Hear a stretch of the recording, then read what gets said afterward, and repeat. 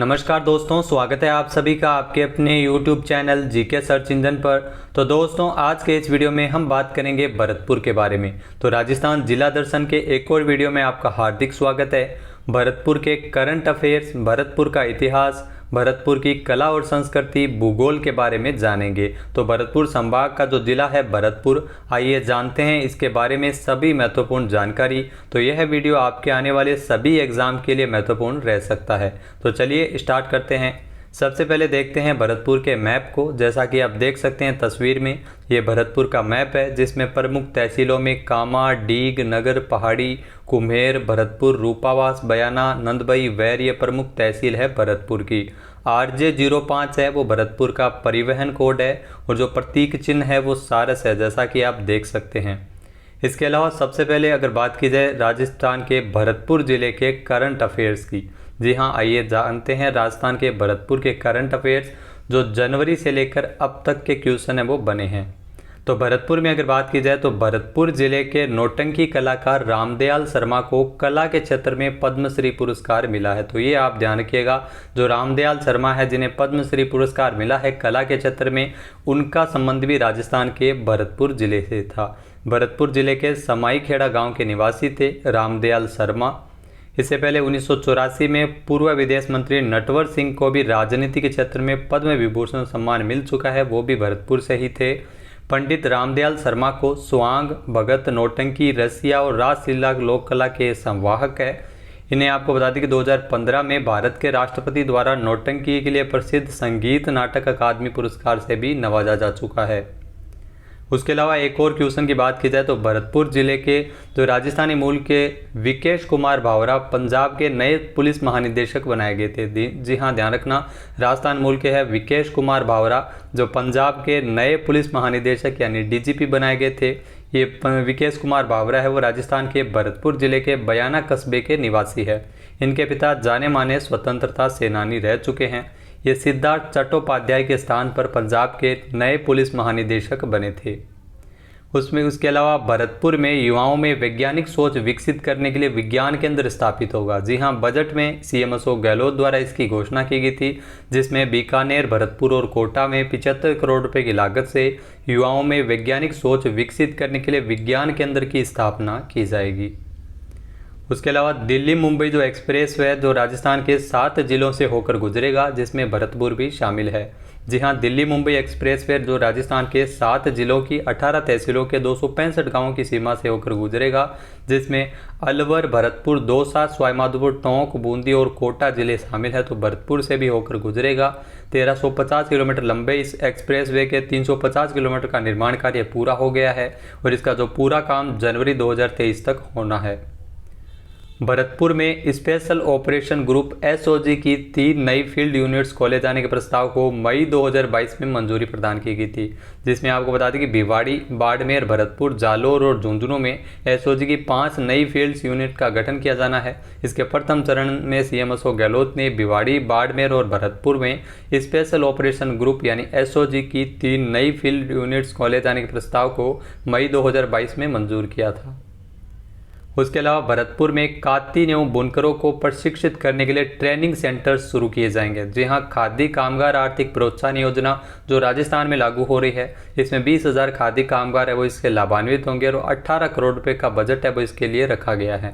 जिसमें आपको बता दें कि भरतपुर में कोटा, जोधपुर और भरतपुर और बीकानेर संभाग में कातीन बुनकरों को प्रशिक्षित करने के लिए ट्रेनिंग सेंटर की भी स्थापना की जाएगी। उसके अलावा भरतपुर मेडिकल कॉलेज का नाम पूर्व मुख्यमंत्री जगन्नाथ पहाड़िया के नाम पर रखा जाएगा। तो जी हाँ, CM अशोक गहलोत की अध्यक्षता में 11 जून को बैठक हुई थी, जिसमें जो भरतपुर का मेडिकल कॉलेज है इसका नाम पूर्व मुख्यमंत्री राजस्थान के जगन्नाथ पहाड़िया के नाम पर करने के प्रस्ताव को पारित किया गया था। जगन्नाथ पहाड़िया वो राजस्थान के पहले दलित मुख्यमंत्री रह चुके हैं। राजस्थान में सरकारी आवासीय स्कूलों को ईट राइट स्कूल का प्रमाण पत्र दिया गया, जिसमें भरतपुर भी शामिल है। तो ये एक और इम्पॉर्टेंट क्वेश्चन है।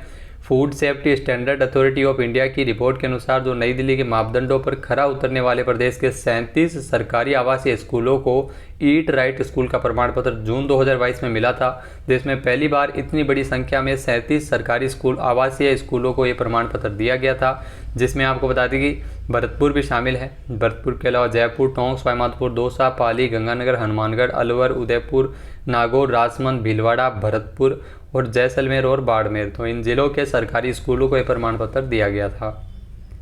इसके अलावा मिशन परिवार विकास कार्यक्रम है, जिसमें 14 जिलों की श्रेणी में भरतपुर 5वें स्थान पर रहा था। जी हाँ, राजस्थान में जनसंख्या नियंत्रण और परिवार कल्याण के विभिन्न पैमानों पर बेहतर कार्य करने के स्वरूप ही राष्ट्रीय परिवार स्वास्थ्य सर्वे के आंकड़ों के अनुसार प्रदेश के परिवार कल्याण के संकेतकों में जबरदस्त सुधार हुआ था। राजस्थान की जो प्रजनन दर है वो 2.0 प्राप्त कर देश में अग्रणी राज्यों में राजस्थान शामिल हुआ था। और इसी कड़ी में मिशन परिवार विकास के 14 जिलों की श्रेणी में भरतपुर 5वें स्थान पर रहा था, 12 है वो प्रथम स्थान पर है। विश्व जनसंख्या दिवस के अवसर पर 11 जुलाई को ये राज्य स्तरीय समारोह में आंकड़े प्रस्तुत किए गए थे। इसके अलावा भरतपुर में बॉटनिकल गार्डन का निर्माण किया जाएगा। जी हाँ, प्रदेश के 6 संभागीय मुख्यालयों पर, जिसमें अजमेर, बीकानेर, उदयपुर, कोटा और भरतपुर भी शामिल है, और जोधपुर में बॉटनिकल गार्डन का निर्माण है वो शुरू किया जाएगा। तो बजट में इसकी घोषणा की गई थी। इसके अलावा रूपावास भरतपुर और उज्जैन भरतपुर में नए खेल स्टेडियम के निर्माण को मंजूरी प्रदान की गई है। गहलोत सरकार ने प्रदेश के 10 जिलों में 11 नए खेल स्टेडियम बनाए जाने को मंजूरी प्रदान की गई थी, जिसमें 11 नए खेल स्टेडियम के लिए 16.50 करोड़ रुपए के बजट का अनुमोदन किया था 10 जुलाई को। इसमें प्रत्येक स्टेडियम के निर्माण के लिए 1.5 करोड़ रुपए खर्च किए जाएंगे। स्टेडियम का निर्माण राजस्थान राज्य सड़क निर्माण विकास निगम और सार्वजनिक निर्माण विभाग द्वारा इसमें किया जाएगा। वहीं अगर बात की जाए नेक्स्ट अगर जीके की, तो पुलिस उप निरीक्षक पुलिस ट्रेनिंग स्कूल भरतपुर के प्रेम सिंह को राष्ट्रपति पुलिस पदक मिला है। तो ये करंट का जीके है जो अगस्त में बना है। केंद्रीय गृह मंत्रालय की ओर से स्वतंत्रता दिवस की पूर्व संध्या पर राजस्थान के 2 पुलिस अधिकारियों को राष्ट्रपति पुलिस पदक और 16 पुलिस अधिकारियों को कर्मचारियों को पुलिस पदक दिए जाने की घोषणा की थी, जिसमें भरतपुर के प्रेम सिंह को राष्ट्रपति पुलिस पदक के लिए चुना गया था। 2 में आपको बता दें कि जो अतिरिक्त महानिदेशक है police state human rights commission Jaipur की डॉक्टर प्रशाखा माथुर और पुलिस उप निरीक्षक पुलिस ट्रेनिंग स्कूल भरतपुर के प्रेम सिंह को राष्ट्रपति पुलिस पदक के लिए चुना गया था। अब बात करते हैं भरतपुर के इतिहास की। जी हाँ, भरतपुर का इतिहास की अगर बात की जाए तो राजा भरत के नाम पर भरतपुर जिले का नामकरण हुआ था। भरत के भाई लक्ष्मण को भरतपुर रियासत का कुल देवता भी माना जाता है। भरतपुर का जाट राजवंश लक्ष्मण जी के वंशज के रूप में माने जाते हैं। शासकों में अगर बात की जाए तो सबसे पहले गोकुला की अगर बात करते हैं तो भरतपुर जाट राजवंश के आदि पुरुष कहे जाते हैं गोकुला जाट। गोकुला ने सर्वप्रथम मथुरा मध्य प्रदेश के आसपास जाट शक्ति को संगठित करने का प्रयास किया था। दिल्ली के सल्तनत के द्वारा गोकुला की आगरा में हत्या करवा दी गई थी। गोकुला के बाद जो शासक बने थे भरतपुर के भज्जा। जी हाँ, गोकुला के बाद जाट शक्ति को भज्जा ने संगठित करने का प्रयास किया था। राजा राम, चूड़ामन एवं भाव सिंह इनके पुत्र थे भज्जा जो जाट शासक थे। उसके बाद शासक बने थे राजा राम। जी हाँ, इनका जो शासनकाल है 1685 से 1688 ईस्वी तक था। 1688 ईस्वी को राजा राम ने सिकंदरा आगरा में अकबर की कब्र खोद डाली थी। औरंगजेब ने जयपुर के राजा विशन सिंह की सहायता से राजाराम की हत्या करवा दी गई थी। तो राजाराम जो भरतपुर के काफ़ी प्रसिद्ध शासक थे। इसके अलावा अगर बात की जाए भरतपुर के अन्य शासकों में तो चूड़ामन, जिनका शासनकाल 1688 से 1722 ईस्वी तक रहा था, ये भरतपुर के जाट राजवंश के संस्थापक माने जाते हैं। भरतपुर के जाट राजवंश के संस्थापक माने जाते हैं। चूड़ामन ने पहली बार जाटों को सैनिक दृष्टि से संगठित किया था। चूड़ामन ने औरंगजेब के पुत्रों के बीच लड़े गए उत्तराधिकारी युद्ध में मुअज्जम बहादुर शाह प्रथम का साथ दिया था। बहादुर शाह प्रथम ने चूड़ामन को राजा के रूप में मान्यता प्रदान की थी। दिल्ली के बाद फर्रुख शियर ने चूड़ामन को राव बहादुर का खिताब दिया था। चूड़ामन के 2 पुत्रों जिसमें मोहकम सिंह और जूलकर्ण के मध्य जमीन विवाद से हो रही गृह कलह के कारण चूड़ामन ने आत्महत्या कर ली थी। उसके बाद जो भरतपुर के शासक बने थे बदन सिंह, जिनका शासनकाल 1722 से लेकर 1756 ईस्वी के दौरान रहा था। जाट साम्राज्य के वास्तविक संस्थापक माने जाते हैं बदन सिंह। ध्यान रखना, जाट साम्राज्य के वास्तविक संस्थापक माने जाते हैं बदन सिंह। बदन सिंह ने 1730 ईस्वी में भरतपुर रियासत का गठन किया था। जयपुर के राजा स्वाई जय सिंह ने बदन सिंह को ब्रजराज का खिताब दिया था। तो ये ध्यान रखना, काफ़ी बार एग्जाम में आता है। ब्रजराज की उपाधि जयपुर के राजा स्वाई जय सिंह को बदन सिंह के द्वारा दी गई थी। बदन सिंह ने अपने पुत्र सूरजमल को 1730 ईस्वी में उत्तराधिकारी घोषित किया था भरतपुर के जाट राजवंश का, और बदन सिंह ने ही डील में जल महलों का निर्माण करवाया था। उसके बाद शासक बने थे भरतपुर के महाराजा सूरजमल, जिनका शासनकाल 1756 से 1763 ईस्वी तक रहा था। इनके पिता रूप सिंह और माता का नाम देवकी था। इन्हें जाटों का प्लेटो या अफलातून शासक भी कहा जाता है। ये क्वेश्चन बहुत बार एग्जाम में रिपीट होता है। जाटों का प्लेटो या अफलातून शासक कहा जाता है महाराजा सूरजमल को। सूरजमल एकमात्र ऐसे राजा थे जो दोनों हाथों से तलवार तथा तीर चलाना जानते थे। ये जाट साम्राज्य के सबसे शक्तिशाली शासक थे महाराजा सूरजमल।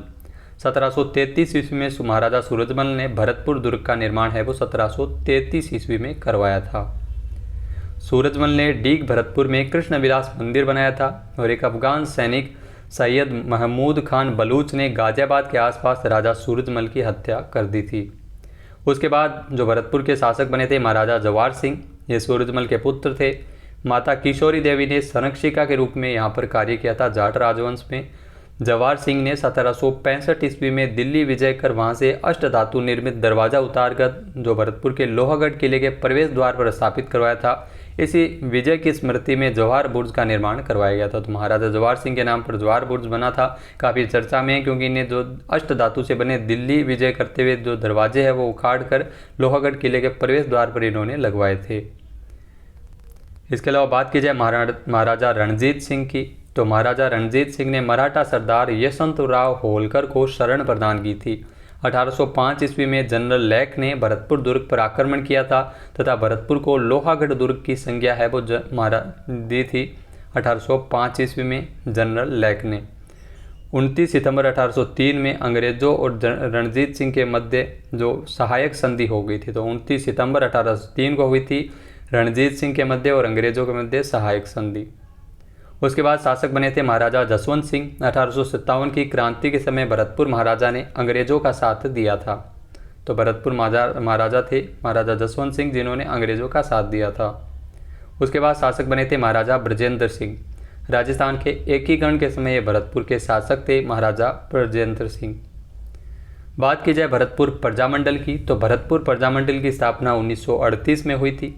प्रजामंडल के जो संस्थापक थे वो थे गोपी लाल यादव। इसके जो भरतपुर प्रजामंडल के अध्यक्ष कौन थे, तो किशन लाल जोशी है वो भरतपुर प्रजामंडल के अध्यक्ष थे। हिंदी साहित्य समिति, इसकी स्थापना 1912 ईस्वी में भरतपुर में की गई थी। इसके संस्थापक जगन्नाथ अधिकारी थे। तो ये क्वेश्चन भी एग्जाम में काफ़ी बार पूछा जाता है। जगन्नाथ पहाड़िया ये राजस्थान के भरतपुर जिले के निवासी हैं। ये राजस्थान के प्रथम अनुसूचित जाति के मुख्यमंत्री बने थे। दलित मुख्यमंत्री थे राजस्थान के जगन्नाथ पहाड़िया।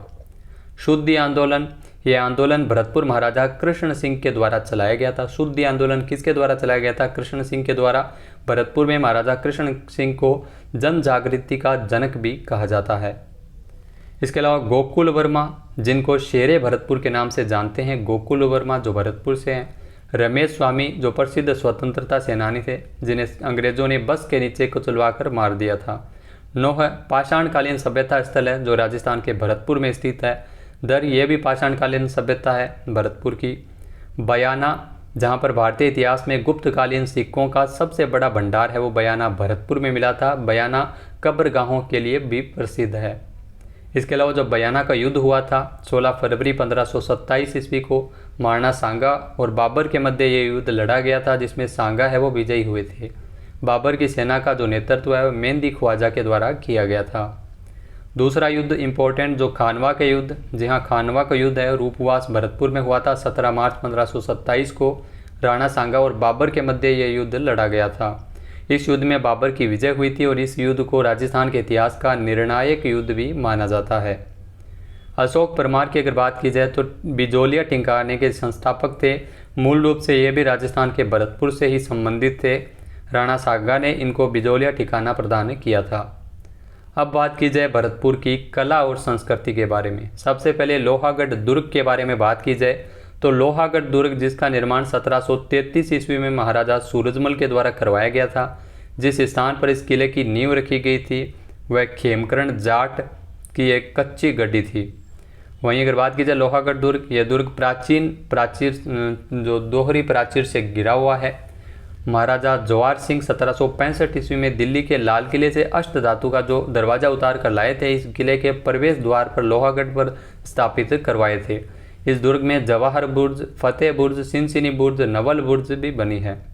जवाहर बुर्ज में भरतपुर के जाट शासकों का राज तिलक हुआ करता था। तो ये ध्यान रखना, जाट शासकों का जो राज तिलक है वो जवाहर बुर्ज में होता था, जो लोहागढ़ में है।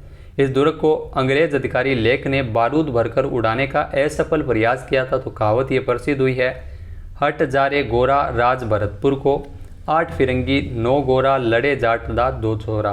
तो ये काफ़ी कहावत है वो प्रसिद्ध हुई थी। असफल प्रयास किया गया था अंग्रेज अधिकारी लेक के द्वारा। इस लोहागढ़ दुर्ग के बारे में भी ये लिखा गया है, दुर्ग भरतपुर अडिग जिमी हिमगिरी की चट्टान, सूरजमल के तेज को अब लो करत बखान। तो ये कवि ने लिखा है इसी दुर्ग के बारे में। बयाना के किले की अगर बात की जाए तो बयाना का किला, जिसका निर्माण 1040 ईस्वी में विजयपाल के द्वारा करवाया गया था। बयाना दुर्ग को शोणितपुर का किला एवं बादशाह के किला के उपनाम से भी जाना जाता है। हिंदुस्तान का जो प्रथम बादशाह बाबर बयाना दुर्ग में ही ठहरा था। बयाना है जो प्राचीन काल में नील उत्पादन के लिए भी प्रसिद्ध था, जहाँ पर गुप्तकालीन सिक्कों के अवशेष भी मिले थे। और बयाना दुर्ग में समुद्रगुप्त के गवर्नर विष्णुवर्धन द्वारा भीमलाट का निर्माण किया गया था, जिसे राजस्थान का पहला विजय स्तंभ भी माना जाता है। डीग का किला, ये भी भरतपुर में, और उसका निर्माण है वो बदन सिंह ने करवाया था। बेर का किला, इसका भी निर्माण है वो महाराजा बदन सिंह के द्वारा करवाया गया था। उसके अलावा जो गंगा मंदिर है, जो राजस्थान के भरतपुर में स्थित है, इसका निर्माण महाराजा बलवंत सिंह ने करवाया था। यह मंदिर 2 मंजिला मंदिर है और 84 खंभों पर निर्मित है।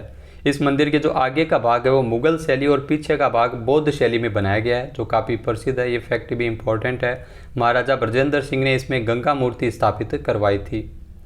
लक्ष्मण मंदिर, इसका भी निर्माण महाराजा बलदेव सिंह ने करवाया था। राज राजेश्वरी मंदिर, ये भरतपुर जाट वंश की कुल देवी है। ये ध्यान रखना, राज राजेश्वरी माता है वो भरतपुर जाट शासकों की कुल देवी है।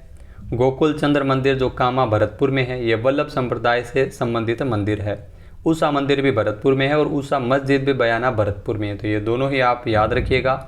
किशोरी महल, ये डीग भरतपुर में स्थित है। गोपाल महल, ये भी डीग भरतपुर में, और कृष्णा महल, ये भी डीग भरतपुर में, और नंद महल भी डीग भरतपुर में ही स्थित है। इसके अलावा देव महल, सूर्य महल, जल महल, ये सारे ही महल है वो डीग भरतपुर में है। सावन भादो महल, ये काफ़ी फैक्ट इंपॉर्टेंट है। सावन भादो महल ये डीग भरतपुर में है। सावन भादो के नाम से आप और क्या याद रख सकते हैं, सावन भादो बाग है वो जयपुर में स्थित है। सावन भादो झील अगर बात की जाए तो सिरोही में है। सावन भादो झरना जोधपुर में है। और सावन भादो जो कड़ाइयाँ, जो करणी माता का देशनोक मंदिर है, जहाँ पर सावन भादो कड़ाइयाँ स्थित है। इसके अलावा सावन भादो बांध, ये कोटा में, और सावन भादो नहर भी कोटा में स्थित है। इसके अलावा भरतपुर में जो गंगा दशहरा मेला है वो कामा भरतपुर में लगता है। बसंती पशु मेला, ये भी रूपवास भरतपुर में आयोजित होता है। जसवंत पशु मेला, इसका भी आयोजन उज्जैन भरतपुर में होता है।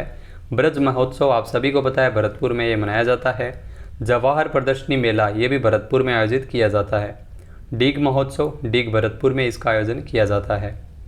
इसके अलावा भोजन थाली मेला, ये कामा भरतपुर में आयोजित होता है। भोजन थाली मेला। गरुड़ मेला, ये भी बंसी पहाड़पुर भरतपुर में इस मेले का आयोजन किया जाता है। नौटंकी या लोक नाट्य की अगर बात की जाए तो नौटंकी लोक नाट्य की शुरुआत डीग निवासी भूरीलाल द्वारा की गई थी। ये केवल पुरुषों द्वारा किया जाने वाला लोक नाट्य है।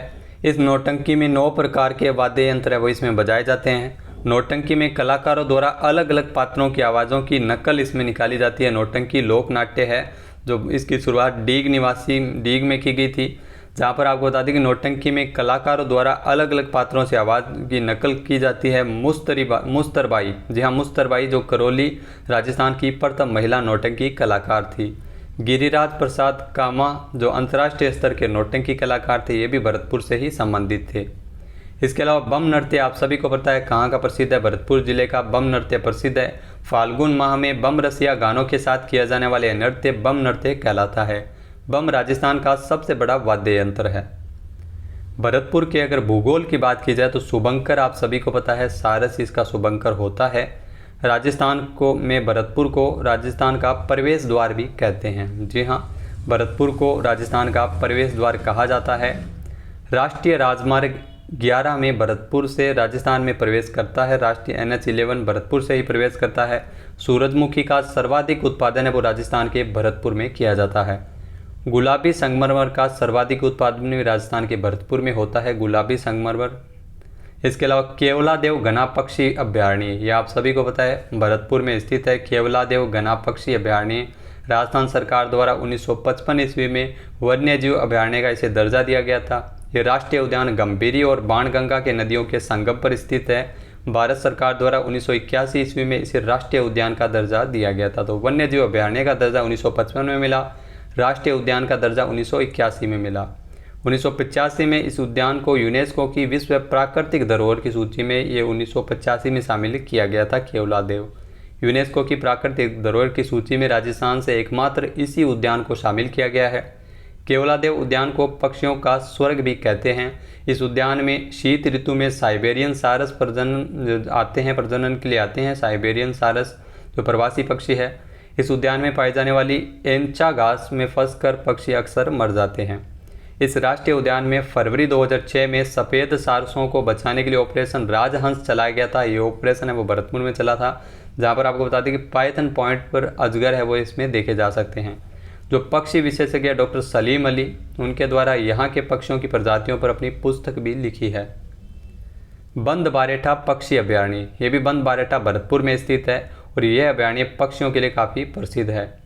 वैसे अगर बात की जाए बंद बारेठा बांध की, तो ये कुकुंद नदी पर स्थित है। बंद बारेठा बांध भरतपुर की सबसे बड़ी सिंचाई परियोजना भी है। इस बांध की बनावट एक जहाज के जैसी है। तो ये क्वेश्चन है वो एग्जाम में कई बार पूछा जाता है, जहाज के आकार की जो बनावट है वो कौन से बांध की है? बंद बारेठा बांध की है जो भरतपुर में है। मोती झील, इसे भरतपुर की जीवन रेखा कहते हैं। जी हाँ, मोती झील को भरतपुर की जीवन रेखा के नाम से भी जानते हैं। भरतपुर की सबसे बड़ी पेयजल परियोजना है मोती झील। इस बांध में गंभीर और बाणगंगा नदियों का पानी समाहित होता है और इस झील का निर्माण रूपारेल नदी के जल को रोककर किया गया था। इसके अलावा गुड़गांव नहर जो राजस्थान और हरियाणा की संयुक्त परियोजना है, भरतपुर की कामा तहसील के जुरेरा गांव से ये प्रवेश करती है गुड़गांव नहर। भरतपुर नहर आप सभी को पता है राजस्थान और उत्तर प्रदेश की जो संयुक्त परियोजना है भरतपुर नहर। अजान बांध, ये भी गंभीरी नदी पर बना हुआ बांध है। केवलादेव पक्षी अभयारण्य को पानी की आपूर्ति इसी बांध से की जाती है। तो ये लाइन आप जरूर याद रखिए, एग्जाम में बहुत बार यहाँ से क्वेश्चन बनते हैं। इस बांध का निर्माण महाराजा सूरजमल ने भरतपुर स्थापना के समय करवाया था। उसके अलावा बेर भरतपुर, जहाँ पर ये बाग बगीचों के लिए काफ़ी प्रसिद्ध है बेर भरतपुर। और भारत सरकार ने भरतपुर जिले को साल 2015 में राष्ट्रीय राजधानी क्षेत्र में शामिल किया था। भरतपुर जिले का जो परिवहन कोड है RJ05 है, तो ये भी आप ध्यान रख सकते हैं। तो दोस्तों ये थी भरतपुर जिले से जुड़ी संपूर्ण जानकारी, जिसमें करंट अफेयर्स, इतिहास, भूगोल और कला संस्कृति शामिल है। वीडियो आपको कैसा लगा हमें कमेंट बॉक्स में ज़रूर बताइएगा। चैनल पे नए हैं, सब्सक्राइब नहीं किया है तो अभी सब्सक्राइब बटन पर क्लिक करें। इस वीडियो की जो PDF फाइल है वो आप शाम को टेलीग्राम चैनल से डाउनलोड कर सकते हैं। जल्द ही हम प्रयास करेंगे कि जो राजस्थान जिला दर्शन की सीरीज़ है वो राजस्थान के 6 महीने के करंट अफेयर्स की सीरीज़ कंप्लीट होने के बाद में इसको रेगुलर कर दी जाए। जय हिंद, जय भारत, जय राजस्थान।